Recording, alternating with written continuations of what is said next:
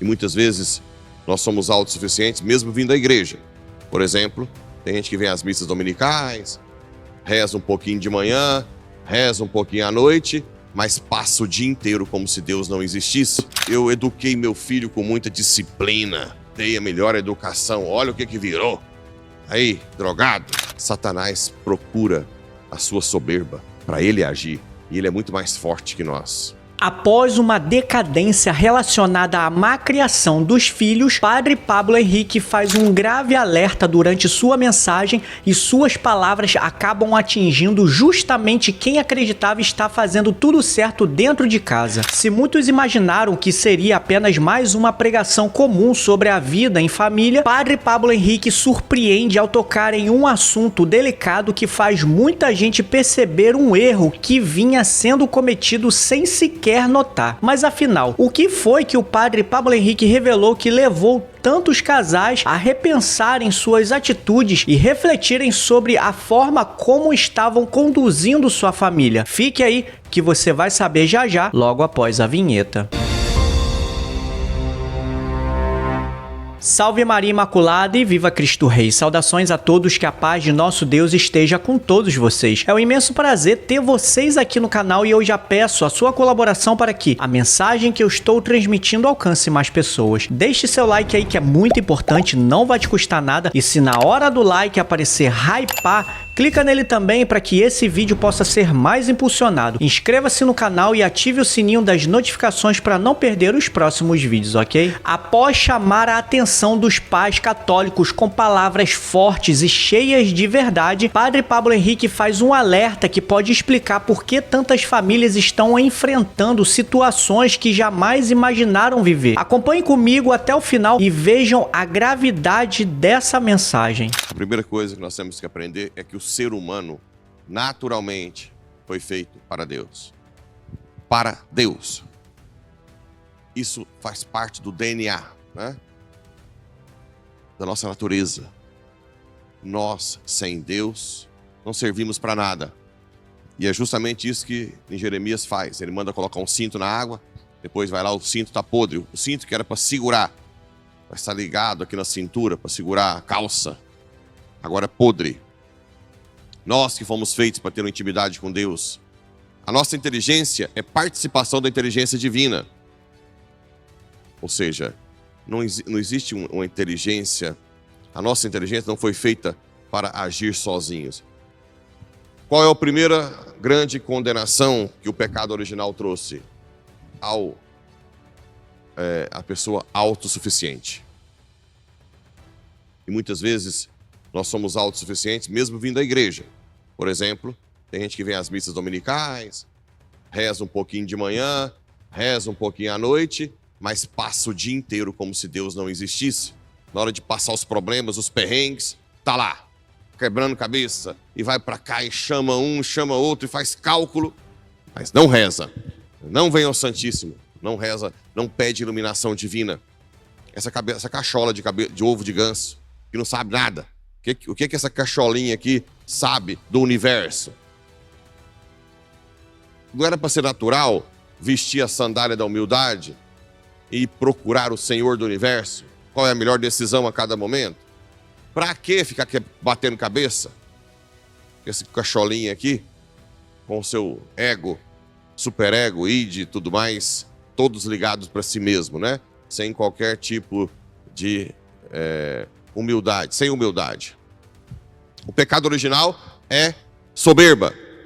A serpente propôs: comas e serás como deuses, conhecedores do bem e do mal. Bem, nós não somos deuses, nós somos criaturas limitadas, pequenas. Tudo que nós fazemos sem consultar a Deus tem grande chance de dar errado. Tudo que nós queremos ser sem a graça de Deus, nós vamos cair num abismo, né? Nós não fomos feitos para vivermos sozinhos. Era para estar todas as missas de manhã à noite, toda hora mais que lotadas. Todo mundo era para estar agora, quem pode, né? Querendo saber de Deus a graça, ter a graça e saber de Deus como agir o dia todo. O que eu devo fazer hoje, Senhor? Venha comigo, né? Invocar o Espírito Santo, me dê sabedoria, Me dê a decisão correta, que eu saiba escolher entre o bem e o mal. Vamos pensar também na questão até financeira. Quantos são tão soberbos que nem partilham com a esposa, com o esposo, os seus negócios? Fazem um monte de negócio aí e depois acaba quebrando a família inteira sem que nem o cônjuge saiba. Essa é a soberba maior ainda. Além de não consultar a Deus, não consulta nem o cônjuge, que é uma só carne. Ah, mas é porque a minha esposa não sabe nada de administração. Não é essa a questão. A questão, gente, é que existe uma batalha espiritual. Satanás procura a sua soberba para ele agir. E ele é muito mais forte que nós. Então, quando você não protege com a transparência, o diálogo e a oração, ele age, ele joga o joio, ele destrói, ele acaba com tudo, né? Essa é a chave para entendermos um pouco por que acontece tanta coisa ruim, você não sabe nem por quê, né? E nós temos também, hoje, esse salmo, né? Cuja resposta é: esqueceram o Deus que os gerou. Da rocha que te deu a luz de que te esqueceste, do Deus que te gerou não te lembraste. Vendo isto, o Senhor os desprezou, aborrecido com seus filhos e filhas. Então, como lição primeira de hoje, sejamos totalmente dependentes de Deus para tudo. Tudo. Absolutamente tudo. Até para cozinhar, quem cozinha há muito tempo, até para limpar a casa. Senhor, venha comigo, me ensina, coloque a tua graça na minha comida, na minha limpeza, para que quando alguém chega aqui em casa, veja a sua presença real, que foi tudo feito por amor a ti, pela tua graça, no trabalho, né? Na loja, no açougue, no supermercado, no atendimento ao cliente. Senhor, vem comigo, como eu devo agir quando alguém me tratar mal, me dá paciência, me dá as palavras corretas para responder, né? E assim por diante. Me ensina a ser mãe, ser pai. Muita gente pergunta: padre, eu eduquei meu filho com muita disciplina, dei a melhor educação, olha o que virou. Aí, drogado, todo, né, alcoólatra. Eu fiz de tudo. É que você esqueceu o principal. Você não é pai e mãe sozinho. Será que os pais, desde quando é nenê, ou desde a gestação, né, vai consagrando o filho a Deus? Será que os pais todos os dias pedem a sabedoria do alto para educar os filhos? Como? Será que os pais pedem o amor de Deus, que é infinito, para saciar o desejo infinito que seu filho tem de amor? Porque você não é infinito. Todo o amor que você dá é pouco perto do que ele pede. Por quê? Porque, voltando a Jeremias aí, nós naturalmente nascemos para Deus. Ora, se Deus tem um amor infinito, o seu filho pede amor infinito. As mães solteiras que sabem que os filhos ou filha vão crescer com carência de pai. Será que as mães solteiras colocam os filhos no peito ou aqui e falam: Senhor, sacia a carência de pai do meu filho. Aquilo que eu não posso dar, o Senhor pode. Que o meu filho cresça sem feridas. Que o meu filho cresça feliz, pleno. Será que fazem isso? Ou será que simplesmente ignora essa ausência do pai, que depois vai dar um problema, um trauma, um problema psiquiátrico até, né? Neuroses lá na frente, porque se sente rejeitado. Porque às vezes as mães solteiras ou as mulheres que foram abandonadas pelo marido não rezaram pedindo o amor de pai que Deus dá. Se Deus tirou uma criança, às vezes, de um relacionamento, de uma relação sexual casual, que foi pecado, a criança é o bem que Deus tira dali. É porque Deus pode suprir a carência que ele vai ter de uma família estruturada, né? A separação dos pais. Será que os casais que separaram impõem as mãos sobre os filhos e pedem para Deus curar o trauma da separação? Será? Será que os pais rezam, impondo as mãos sobre filhos e pedindo para que dê os dons do Espírito Santo, para que dê virtudes, para que os filhos não escolham nada de errado, para que não escolham a vocação errada, escolham a vocação que Deus quer? Será? Será que os pais hoje têm consciência que não podem educar seus filhos sozinhos? Eu tenho muitas dúvidas. Não basta disciplina. Disciplina é uma coisa boa. Mas os pais que vivem dando só disciplina, mas não dão o amor de Deus e não fazem com sabedoria do alto, têm grande chance de errar gravemente na educação dos filhos. E aí vem as consequências depois. Casa mal, não, né? Filho é maltratado, genro que é induzido pela esposa a não visitar os pais, briga, ciúme, apego, briga de inventário, tudo, o demônio vai entrando. Por quê? Porque não tem a vida de oração de total dependência de Deus, né? Já por outro lado, se nós contarmos com aqueles que rezam, que buscam a Deus o tempo inteiro, que se colocam dependentes de Deus, olha o que acontece. O reino dos céus é como a semente de mostarda. O bebê que eu falei que você está rezando por ele, para Deus saciar a carência dele, para Deus proteger, para Deus levar, é uma semente de mostarda que você está colocando no coração, né? Que um homem pega e semeia no campo. Embora ela seja a menor de todas as sementes, aquele gesto pequeno de amor, de oração, quando cresce, fica maior do que as outras plantas. Quando o seu filho cresce, vira um santo. De tanta coisa boa que você semeou, vindo do alto, reconhecendo que você não é nada, que o filho é de Deus primeiro, você é só um instrumento, né? Você está ali, a sua primeira missão é levar o filho para o céu.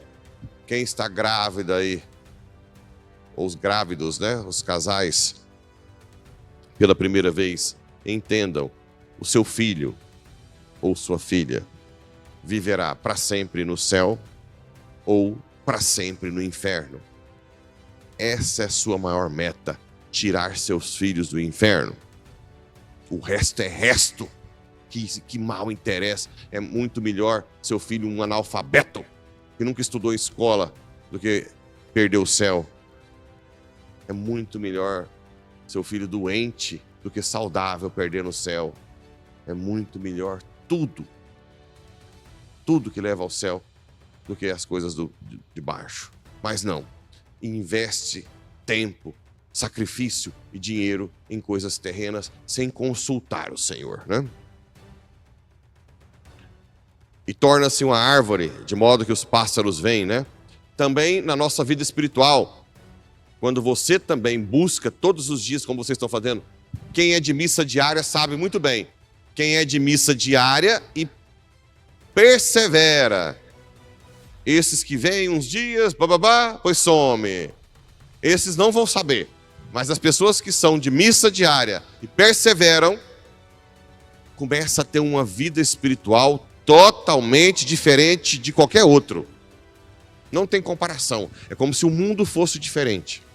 A graça vai crescendo e você vai bebendo dessa fonte cada vez mais e se configurando a Jesus. E você vê o mundo diferente, você tem uma paciência que você não tinha, você tem uma fortaleza, né? Você combate o mal com mais vigor, você sabe diferenciar o bem do mal, você vê o mundo com os olhos de Deus. E às vezes é firme, né?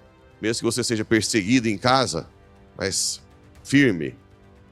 Põe cada um no seu lugar, né? Como eu já disse anteriormente, se você é perseguido por vir à missa diária, você tem duas opções. Fica em silêncio e oferece isso para Deus e ignora, ou faz como eu geralmente faço, né? Fazia, ou faço quando precisar. Manda catar coquinho. Vai catar coquinho, cuidar da sua vida. Trem. Amarra essa língua. Então você não é capaz nem de ir na missa domingo, porque está me enchendo o saco de eu ir todos os dias. Ainda vou rezar para você, tranqueira. Né? Pronto. É uma frase bem light, que você pode usar para quem enche o saco que você vem à missa todos os dias. Até para marido. Pode ser até para marido. Porque Deus está acima de todos. Hã? De tudo e de todos. Mas quem é mais santo, claro, ignora, fica em silêncio e reza pela pessoa, né? mas continua vindo à missa diária. Porque isso aqui tem um poder extraordinário. Extraordinário na sua vida. O reino dos céus é como um fermento que uma mulher pega e mistura com 3 porções de farinha, até que tudo fique fermentado. Tudo isso Jesus falava em parábolas às multidões. A sua família vira um fermento, né? Uma mulher.